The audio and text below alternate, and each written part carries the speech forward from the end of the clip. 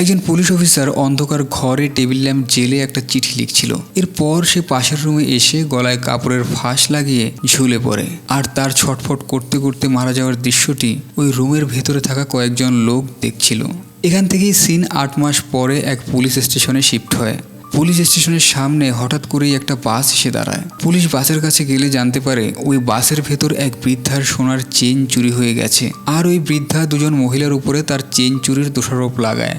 Police ওই দুজন মহিলাকে জিজ্ঞাসাবাদ করলে তারা বলে, আমরা কোনো চেন চুরি করিনি।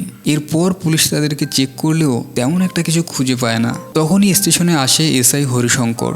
এসআই ওই মহিলাকে বলে, ওনার হারটা ফেরত দিয়ে দাও। তখন মহিলাটি বলে, আমার কাছে কোনো চেন নেই।